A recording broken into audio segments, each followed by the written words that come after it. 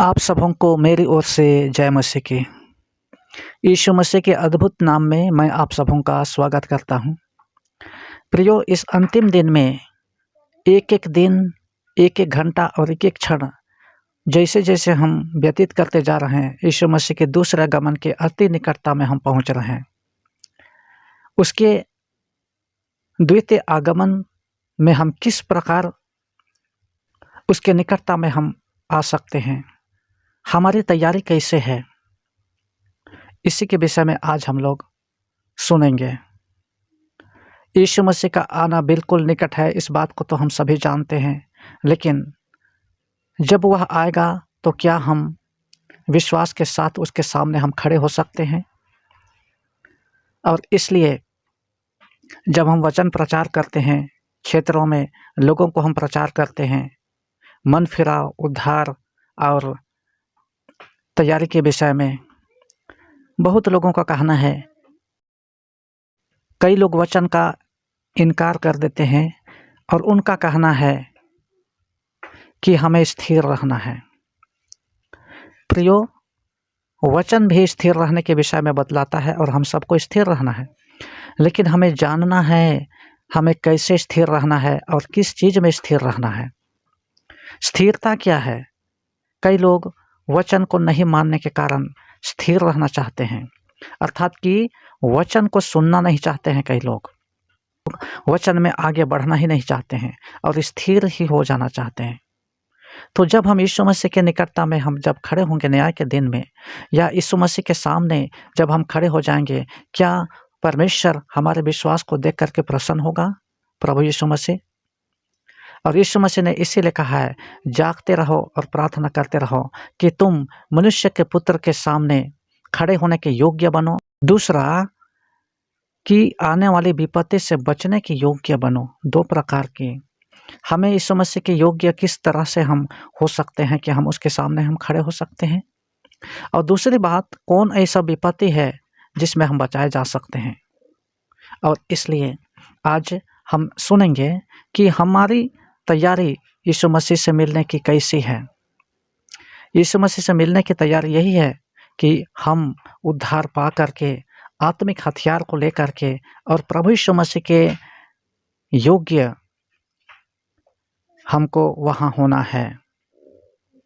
यीशु मसीह जब आया इस संसार में, हमारे पापों को उठा करके कलवरी क्रूस पर बलिदान हो गया और हमारे सारे पापों को उसने क्षमा कर दिया और विश्वास करने का कारण वो धर्मी घोषित कर चुका है हमें। लेकिन जब वह आएगा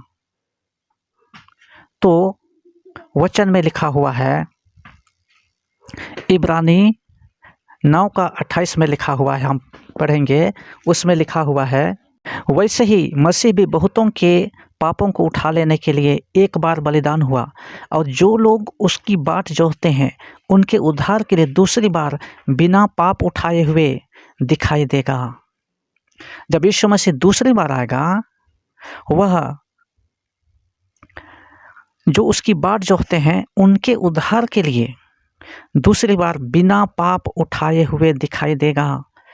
प्रियो, इसका अर्थ यह है, जब यीशु मसीह पहली बार वो आया, हमारे पापों को उठाने के लिए आया और पापियों के पाप को उठा करके हमें उद्धार देने के लिए आया। उस समय उसने हमसे प्रेम किया और प्रेम के कारण ही वो बार बार हमें हमारे पापों को क्षमा करता रहा, बार बार हमारे पापों को वह सहन करता रहा और बार बार अवसर देता रहा। इसलिए वचन में भी लिखा हुआ है, दूसरा पतरस 3 का 9 में लिखा हुआ है कि परमेश्वर अपने लोगों के विषय में धीरज धरता है और नहीं चाहता है कि कोई नाश हो, वरन यह चाहता है कि सबको मन फिराने का अवसर मिले। हालेलुया। अभी वह अनुग्रह का समय है और परमेश्वर हम सबको मन फिराव का अवसर दे रहा है, विश्वास करने का अवसर दे रहा है, उद्धार पाने का अवसर दे रहा है और बपतिस्मा लेने का अवसर दे रहा है। और इसलिए मैं यह बतलाना चाहता हूँ कि कई लोगों का सोच है कि हमें स्थिर रहना है और स्थिर रहना है, और तब यीशु मसीह आ जाएगा, तब हमको वैसा ही उसके सामने हमको खड़े होने का अवसर मिलेगा। प्रियो, स्थिर रहने के लिए बाइबल में बोला गया है निस्संदेह, लेकिन इफिसियों के पत्री 6 अध्याय में आप पढ़िएगा, वहाँ पर लिखा हुआ है कि सब बातों को पूरा करके स्थिर रहना है, सब कार्यों को पूरा करके स्थिर रहना है। इसमें बाइबल का सिद्धांत है मन फिराओ, नए जन्म, उद्धार और बपतिस्मा। परमेश्वर का यह बाइबल का यह सिद्धांत है, जिसके बिना एक भी चीज़ अगर कमी हो जाएगा उसमें परमेश्वर के निकटता में, प्रभु यीशु मसीह के निकटता में हम खड़े नहीं हो सकते हैं। अभी यह अनुग्रह का समय दिया हुआ है और इसलिए अभी हम मन फिरा सकते हैं, हमारे पापों को हम छोड़ सकते हैं। लेकिन जब यीशु मसीह आ जाएगा, जब न्याय के दिन में जब धर्मी लोग और पापी लोग अर्थात भेड़ और बकरी अलग अलग करके खड़े किए जाएंगे, उस समय कई एक लोग मन फिराना चाहेंगे, कई एक लोग उद्धार पाना चाहेंगे। क्यों? क्योंकि उस समय न्याय का समय है और तब उस समय there will be no second chance, कोई सेकेंड चांस नहीं।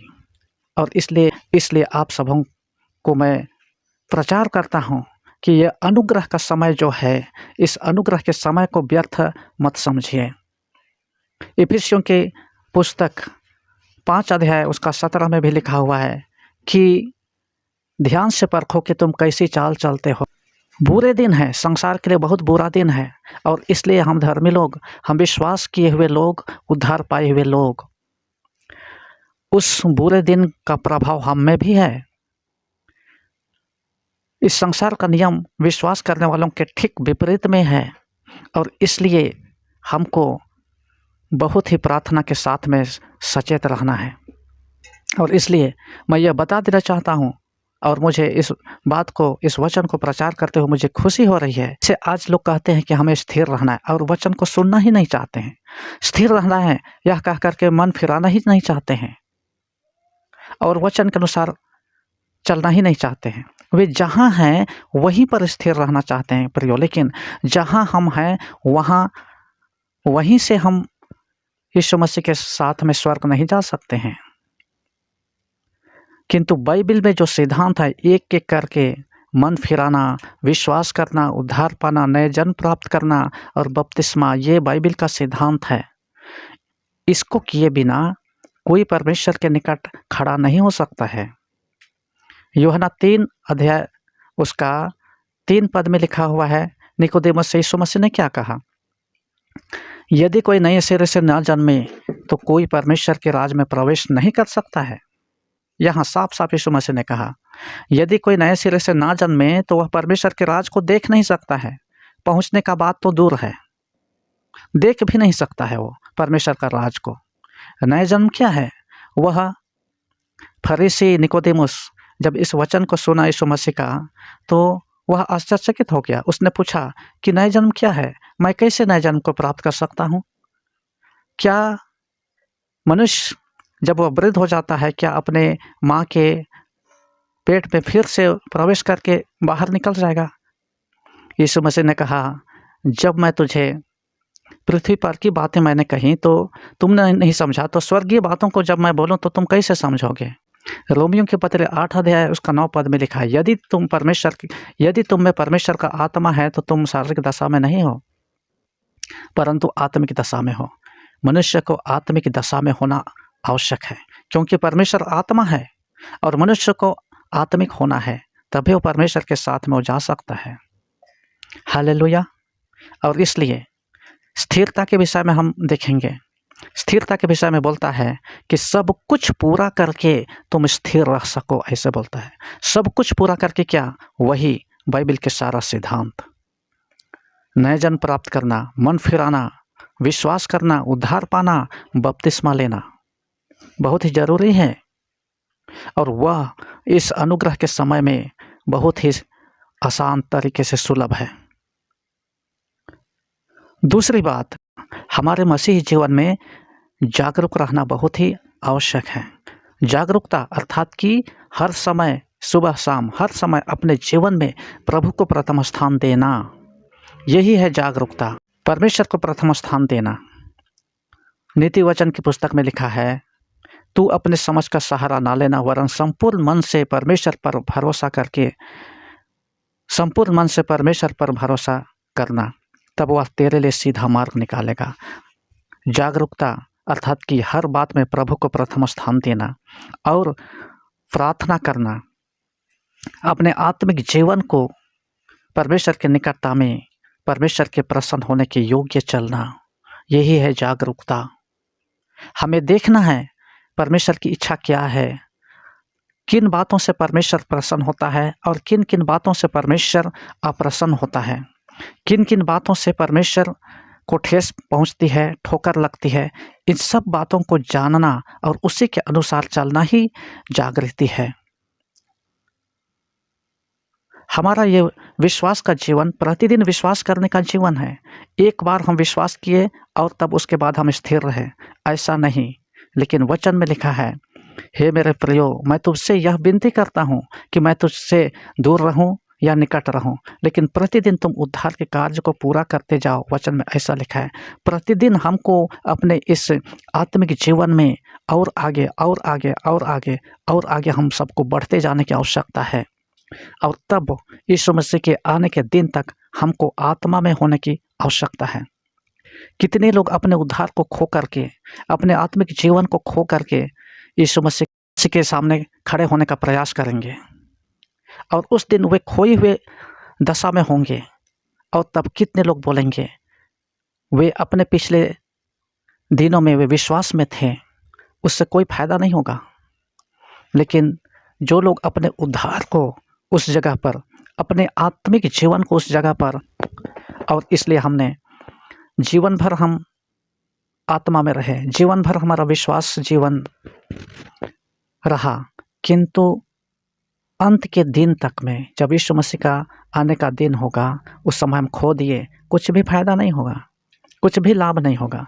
इसलिए जैसा हम हैं प्रतिदिन हमको बढ़ते जाने की आवश्यकता है। तीसरी बात जो हमको यीशु मसीह के आने के दिन में हम खड़े हो सकते हैं, वह योग्यता है पवित्रता। बिल्कुल यीशु मसीह के समान पवित्र होने की आवश्यकता है। इसलिए पहला पतरस 1:16 में लिखा हुआ है, पवित्र बनो क्योंकि मैं पवित्र हूँ। हालेलुया।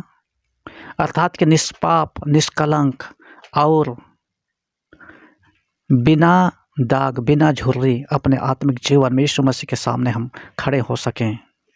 वचन में लिखा है, जो लोग उसकी बाट जोहते हैं उनके उद्धार के लिए दूसरी बार बिना पाप उठाए हुए दिखाई देगा। हमें फिर से उस जगह पर हमको यीशु मसीह के साथ में अपने उद्धार को दिखाना होगा, अपने आत्मिक जीवन को दिखाना होगा। हमें पाप से घृणा करना होगा, क्योंकि परमेश्वर पाप से घृणा करता है। और जब तक आप पाप से घृणा नहीं कर पाइएगा, आप निष्कलंक नहीं हो सकते हैं। पाप से घृणा करने की आवश्यकता है। सांसारिकता से दूर रहने की आवश्यकता है।